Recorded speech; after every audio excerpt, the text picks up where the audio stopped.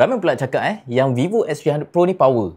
You ke power? Jom aku tunjukkan apa benda yang best dan apa yang tak best pasal phone ni. Yang best kali ni, Vivo X300 Pro ni dia ada Zeiss gimbal dengan 50 megapiksel, lepas tu 200 megapiksel Apple telephoto. Dengar pun macam dah gempak gila kan. Dengan setup baru ni dia ada peningkatan lah dari segi stabilization, lepas tu kualiti telephoto juga. Kalau ikutkan sebelum ni, dia ada filter dengan 4 season je. Tapi kali ni dia ada banyak kategori. Region, period dengan creativity. Dan dalam setiap kategori tu dia ada banyak pilihan filter. Dekat video pun dia ada yang baru. Portrait video dengan 4K 60fps. Yang mana korang boleh shoot depan dan juga belakang. Lepas tu dia ada juga 4K 10-bit lock video dengan 120fps. So lepas ni nak shoot dengan mode lock pun boleh buat slow-mo. Tapi yang ada spoil sikit lah dekat gambar portrait. Lebih-lebih lagi waktu malam. Kamera tu dia auto cerahkan semua. Dia bukan setakat muka subjek je tau. Dekat background belakang pun dia akan cerahkan juga. Terus hilang vibe malam tu. Tapi kalau korang buka flash tu dalam keadaan auto, lepas tu fokus tu hanya pada muka subjek, korang tekan je. Lepas tu dia akan dapat gambar yang seimbang. Lepas tu nampak natural. Dan yang tak bestnya lagi, aku ada perasan lah, bila korang ambil gambar dengan ada reflection air dekat bawah, contohnya untuk gambar portrait lah, muka subjek tu dia nampak lain gila.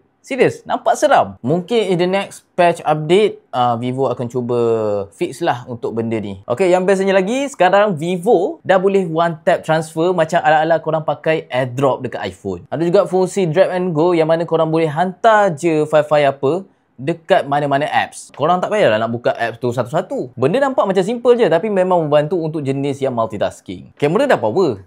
Cuma satu hal tu, kamera bump dia ni tebal gila. Nampak besar betul dekat belakang phone ni. Tapi kamera dah power, mestilah hardware pun kena power kan. Lepas tu dengan kehadiran Origin OS 6 yang mana lagi matang dia punya look tu kalau nak dibandingkan dengan Vantage OS. Macam yang korang tengok sekarang ni, dia ada dynamic glow dengan translucent color. Lepas tu tambah lagi effect transparent dan ada flip card yang mana korang boleh tilt kiri dan kanan. Lepas tu akan ada animation kat situ. So macam mana geng?